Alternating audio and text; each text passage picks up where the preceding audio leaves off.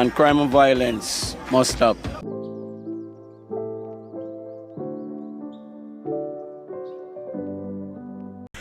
Welcome back, man. Welcome back again. I don't know, it's in the Nicardo Media House Channel here, one of the morning inside extra, full-blown Jamaican Premier League, content today. This is my own assessment, watching the league, miles and miles away. You understand? I don't think I've been to a Jamaica game since the season started. Don't think I went to Jamaica since September until now. So everything is on TV. This is my own opinion. Only get the time to watch Jamaican Premier League when it's aired on TV or when other different clubs broadcasting their games on different platforms. That's the only way I watch the games. I watch multiple games. I watch 95% of the games that aired on either television or the Sportsmax hub or whatever platform it is. You understand? Very hardcore Jamaican Premier League fan here. Diati junglist, but I'm here to do some assessment and I categorize out the league in three different parts. The top four, the teams that's in around the top six qualifying, and the ones that inside of it, and then the relegation, and then I'm going to preview the games that's coming up. The big one after weekend, it's Craig Butler versus Rudolph Speid Cavalier versus Veer United, and that is one of the feature game tomorrow, 5:30, I think, Jamaican time.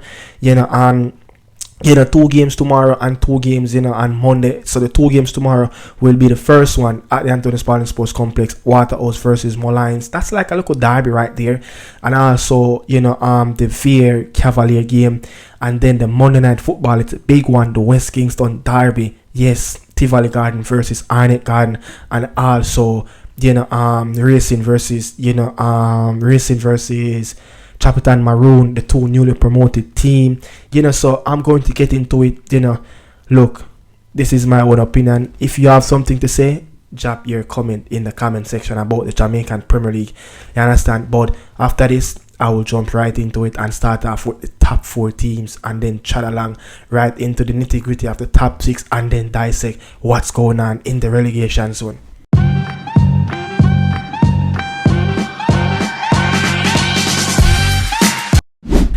But the finalists, Mount Pleasant, you will say the most red hot team in the league, from the start of the campaign until now. They have won the most games. They have drawn the less games.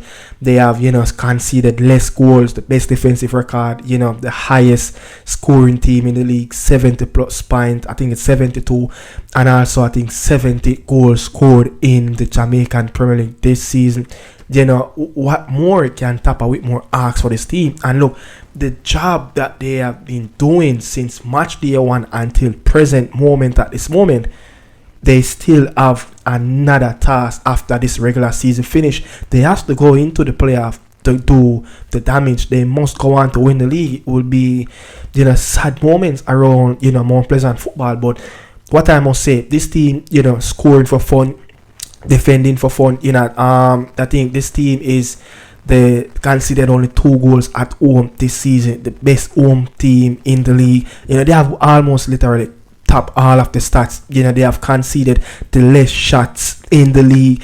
So Mount Pleasant team is the best team. But what I must say, they went on an impressive, goal scoring streak where they went on in 24 consecutive games of scoring in those games, win, lose or draw. Last season it was 11 games, and now they matched that, double the tally with a couple more games in it. And top 6, they have beat every top 6 teams this season. Them beat Arnett Garden, whether it's away or whether it's home. They yet to lose a game at home. They beat Moby at home, they beat Portmore, they beat Waterhouse, they beat Cavalier, they beat all the teams them that in around, they say the top 8 teams, are every team them face at home them beat. But I must say, the job is still need to continue after the regular season, but they went on a spell, where it is, I think it was at 14 games unbeaten. 14 games unbeaten when Last season, yeah, they went on 18 games unbeaten. So they kind of fall off a little bit there. But when you're talking about, the Arnett Garden, the Moby, the Portmore, look, the Portmore United, one of the best defensive record, the second behind, Mount Pleasant. But listen, Portmore is the worst goal scoring team in the top 6 at this moment. They just went on to score 41 goals and have 16 different goal scorers. That's the most in the Jamaican Premier League. So they kind of spread the wings a little bit in terms of who is getting the goals. But for Moby, it's a star-studded team. Look, but the big difference with this team at this moment, Paul Teagat-Davis only beat the teams that settled around the relegation zone like Arborview, Chapperton Maroon, and also struggled to beat Veer. They thump up Mullines, I think 5-1 at Catrinal at one point. So that's his most impressive win. But when you look at it, man, Paul Teagat-Davis, 10 games played, managed so far since he have appointed until now, 10 games, 4 wins, 6 draws, and also no loss as yet. But he went on to have 3-0-0 draws. So the team is they're scoring, but when it comes on to the games that matters most, they're not getting the positive results, and they not managed to get the goals in those games. As I said, they only beat the Mullines, the Veer, the Arborview, the Chapperton Maroon so far. But this is a very good team. It's a star-studded team, and this is a well-balanced team. It's a well-tuned unit from what the Argentinian used to have them, Rodolfo Zapata. So it's a very good team. But go on around to the junglists. Look, Arnett struggled this season away to beat the top 6 teams. Look, they beat Waterhouse away, they beat Portmore away, but when it comes down to the Mount Pleasant, the Moby, the Mount Pleasant, they yet to beat these teams away. You understand? They beat Moby at Anthony Spartan Sports Complex, but when it comes down to away, they struggle to beat the top. They say probably the teams them that in the 2 teams them that alongside them in the top 3. So that is a little bit of worry, because those 2 teams will be in the playoff. They will go deep into the playoff as they have 2. It's a 2 very good squad, Moby and Mount Pleasant. So it's up to what the junglists, but the mentality of what the Arnett Garden players having at this moment. Fabian Reid, have the winning mentality. That real junglist spark, and he have to go and bring this team with him. We saw the team collapse, a couple of days ago at Effortville Community Center in Clarendon, but they must continue. It's a big game coming up, on Monday against an arch rival, Tivoli Garden, the West Kingston Derby, and look, Arnett Garden, the defending, they're crumbling. As much as they kept 15 clean sheet of the season, Arnett Garden have conceded the most shots and towards their goal this season. When you're talking about the Veer, you're talking about the Mullines, the 2 worst, the 2 worst teams in the league have conceded goals. Those 2 teams alone have conceded combined together over 100 goals, 120 plus goals. So Arnett Garden have allowed more shots on the goal more than even those 2 teams. So it's a little bit worried. If you even look at the Cavalier game, leading twice in a game because of defensive error, not managed to get in around, to get that positive result against Cavalier, where they just couldn't end that 7-game, winless streak against Cavalier. Now it's 8 games. So Arnett Garden, have the most shots towards the goal, 350 in the league this season. So they have a little bit of up and down. So it's how Xavier Gilbert can get the team corrected, or he can get the team to running. But Mount Pleasant, Isle Machine, Arnett Garden will be there, Moby will be there, Portmore United, as I said, they just know how to keep clean sheets. They just know how to keep teams away from their goal, but they need to get the goal scoring after Big Siobhan Walsh leave in the January window. Who is going to get the goals? I think it's Taj Brown is the highest. I think Taj Brown is the highest goal score. Have the most goals for Portmore this season. But going into the top 6 region, where you have the Tivoli, the Cavalier, the Racing, the Waterhouse. Look, Waterhouse, a lot of these teams at this moment, yeah, Waterhouse have a poor, home farm. Look, this year of 2025, Waterhouse have lost 3 at home, win 3 and draw 3. That's like 27 points in bind, and they out of the 27, they only collect 12 points at home. And the Racing, they have only lost 1 game in their last 15, so they on a momentum. Their next sets of fixtures, for the rest of the remainder of the regular season, they have Chapperton Maroon, they have MBU, that's Mobile, they have Mullines, they have Umblian, and they have Portmore. So those teams, they have got results of all of those teams. So you will say they're one of the favorite to get in the playoff, but they must go on to to beat Chapperton Maroon in that game coming up on Monday. But Tivoli Garden, the Jerome, since they are back at the railway, at Edward Siaga Sports Complex, it's a different team.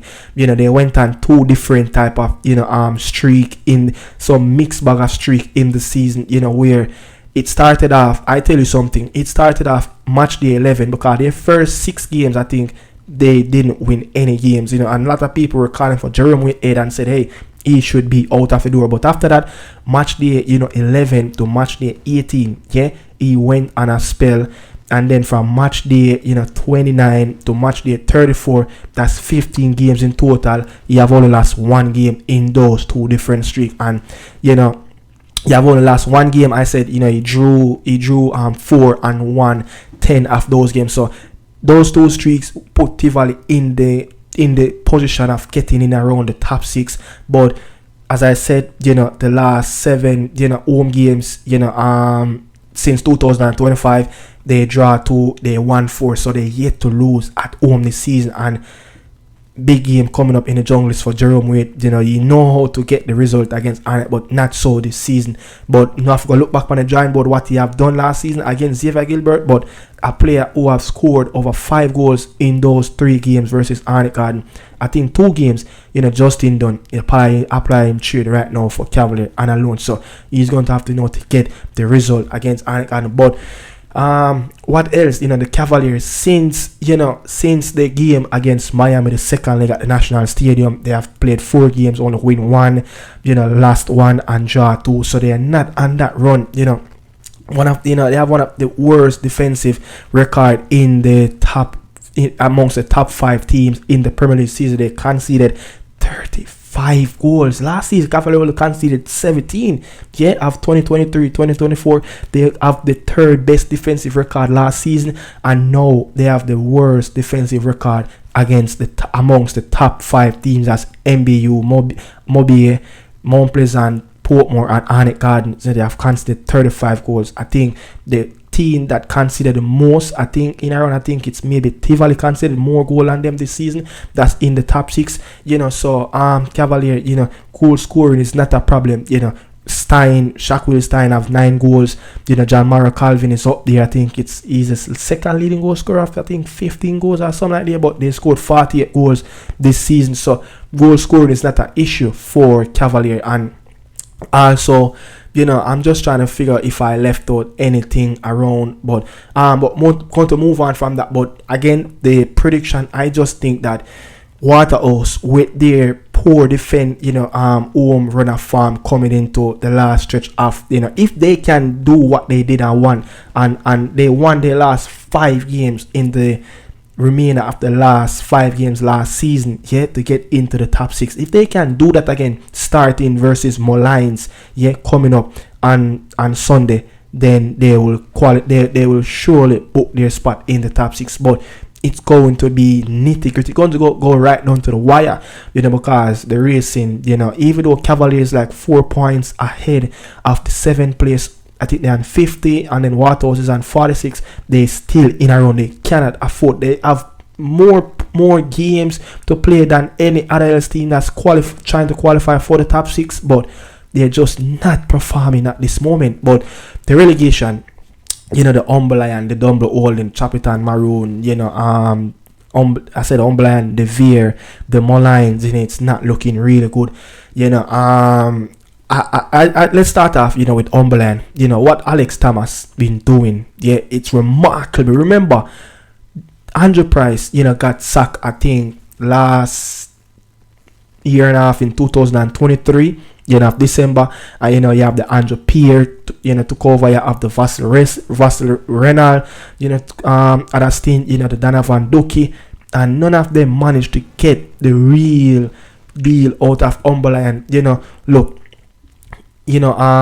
Alex Thomas formerly have, a team, usually I think he's coming from the Slingers in the Guyanese Premier League, formerly of Arnett Garden and Mullines coach, but as I said, two prominent, schoolboy coach try to get this team up and running, the Andrew Peart and the Vassarinas, but couldn't do it. But now the former Old Marian, Alex Thomas is doing what he have done. Look, I think look at this record. Alex record, in his first 5 games he was winless. Now at home, beat Waterhouse, beat Tivoli, beat Arnett Garden, beat Cavalier at home alone. Yeah, and it's 7 games where he's just lost 1 game at home since he's at the helm at the club at Effortville Community Centre. He draw to him 1-4 and last one. So 14 points he collect from out of 21 at home. So this is why this team is more likely not to go down this season.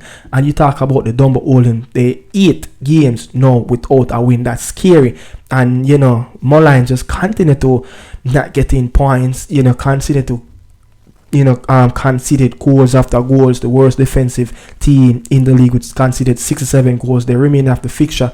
They have left back for the regular season, is Waterhouse, Dumbo Olin, Racing, Mount Pleasant and Cavalier. That's a tough ending right here alongside, like the Veer still have the Arnett, they still have the Cavalier, they still have the Mount Pleasant, they have Harborview, they have Chapperton Maroon, so even talking about, Chapperton Maroon, look, at this moment, they unbeaten in their last 5. They won 3 and draw 2. They just recently beat Dumbo Olin 1-0. So, every team that's in around the relegation with Veer, this is why I just think that Veer, it's done for them. Yes, it's done. Even if, Umberland go on to beat Portmore at Effortville Community Centre on Sunday, and then, Cavalier beat Veer, that will be 12 points gap from 14 position yet to the team that is in 12. That's the safe zone. 12 and up is the safe zone. So it's going to be tough, with 12 points, 3-4 is 12, with 4 games remain for Veer. So I just think that this season is the final last straw. You'll know if Veer will do the unthinkable of beat Cavalier, beat the rest of the teams, and try to get out of the relegation zone. But I think it's just difficult at this moment. You understand? Really difficult. But Harborview team, it's like a pattern. I think they were 4 or 5 points above the drop. They kinda just need like probably one more win to to get, cause the Mullines team, they can get points. They know how to get points against big teams. They have done it this season, but they're just not on a really good form under Jeremy Thomas at this moment. But Harborview, how they manage their escape from the trap, from the one of the worst team in the league at one point to, just 4 or 5 points away from the relegation zone, 13 position. They every 3 games is like they go on to lose, draw, they picked up a win, lose, draw, they picked up a win. They on a 2 game unbeaten and they had a 2 game unbeaten spell at this moment. But before that, they went on 3 games without a win or a draw. So now you see 2. So they know to go on a spell where they go winless in 2 and 3 games. Boom, 2 games. Unbeaten, win or draw. So that's what they've been doing since the start of this year, and that's how they managed to take away themselves from the relegation zone this season. But look, man, Veer United, I just think that it's tough, man. I think how they managed to get themselves into this position, it all started with Craig Butler.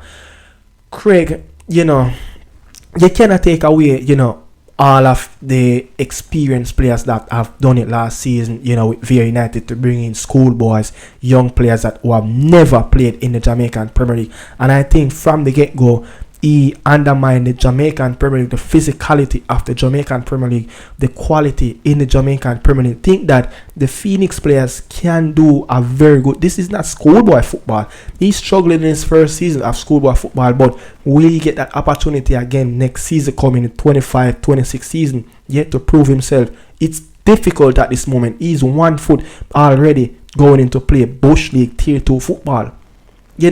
But playing his son when his son was unfit, continue to playing kids, the transfer market, not managed to get the best players in that have experienced players that, play within the league for the last 5 years.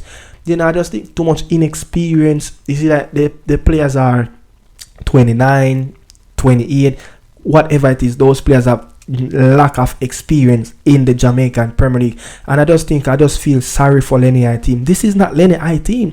This is not a Lenny I team. If you look at his body language on the pitch, Lenny I barely can put 2 and 2 in interview when he's standing up with Craig. He barely get up after the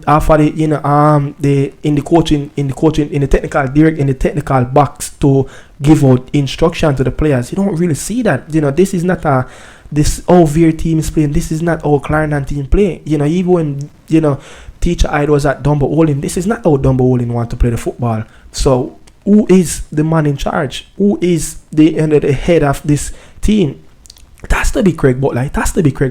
So I just think, man, I feel sorry for Lenny. I just think, he has no say in this team. I just think this was a bad idea, and I just think this whole Veer process, it's going to put a lot of damage to Craig Butler. Craig Butler just need to just stay away from Jamaican Premier League football. Play, under 19, the schoolboy football. There's nothing to prove in the JPL. Yeah, there's nothing to prove. Do your development at Veer, at Phoenix, develop the players, ship them out to Europe, go on, your trials, go on your local, summer breaks where you go all around Europe and tour and play, academies team, the best academies team in the world. So I don't know, man. I don't get it. You understand? But it's a lot. If and when this Veer team get relegated and Craig Butler will not be a part of the JPL next season, it will be a big loss. It will he bring talking points, he bring of revenue to the league. Papers sell, all of that sell.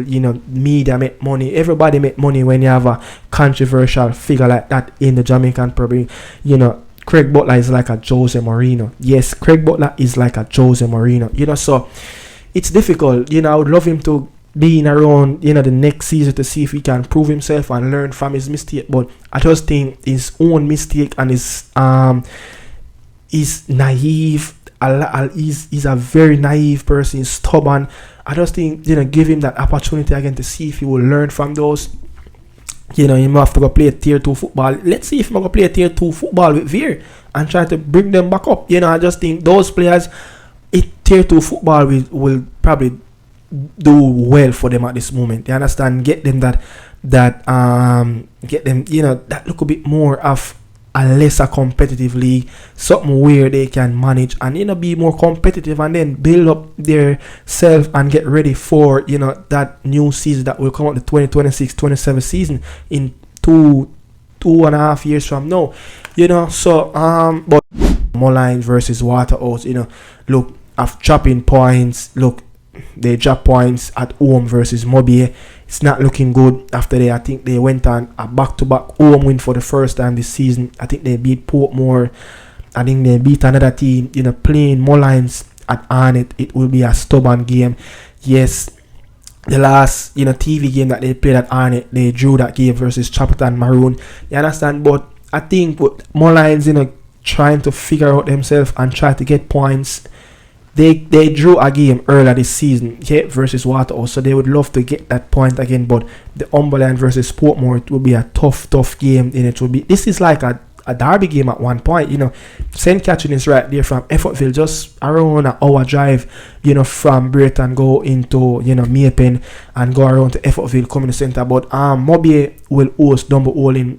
Look, Dumbo Olin will be an uphill task to get something away from this game, to Mobile, which they Dumbo Olin 8 games, I think 8 games. Like I think Dumbo Holdings what 8 games unbeaten. No, I win 8 games winless. Yeah, 8 game without a win. And then the Chapperton Maroon, the newly promoted teams will go on to play each other. Racing and Chapperton and Arnett Garden, the West Kingston derby. As I said, Arnett Garden have won the last 2 games, beating them I think 2-1 and I think 5-3 when Warner Brown scored a hat-trick. At Stadium. So even when you look at the Cavalier, the VAR game that's coming up, the last time I think these two teams played ended 2-1. I think 2-1. Cavalier won. So Cavalier have won the last couple of games against Fear. 2-1. But the last one was very close, where I think not Chapperton, my bad. Cavalier scored an early goal. I think it's Stein scored a goal because that Veer team was so open. They do less defensive work, and then Kevin Atkins scored on his debut, his first game back in the Jamaican Premier League for so many years, and they equalized, but they managed to keep Cavalier at bay. But Cavalier continued to get opportunities in that game itself. You understand? Continued to get opportunity in that game. So how can Craig Butler, if he can keep a clean sheet in this game, his percentage of winning this game will be a lot more higher. But Rudolph Speid, will want to put the last nail in the coffin, for Craig Butler. Yeah, we know the history between these two. Yes, we know the history between these two. So you look at that game, it's going to be a tough game for Veer. Rudolph Speid will be highly motivated, and I think with the position that the Veer team is in and the players are in the position where Craig Butler find himself, the players should be a lot, in a high spirit, should be motivated to play this game, especially the bitter rival between the Craig Butler versus, Rudolph Speid, coming from the years of playing, from Cassava. This rival is coming up from I think when I just started out to play, U13, for in the Cassava League, so this rival been happening over 2 decades now. So it's not just something that just happened overnight, but it will be that really enjoyable game to watch coming up tomorrow. 5:30, starting at 5:30 Jamaican time. But that's it, people. Thanks for watching, man. This is Nicardo Media House. See you guys on Monday. Doing the Morning Insider. Catch you guys what happened over the weekend. Bless up on yourself. Salute.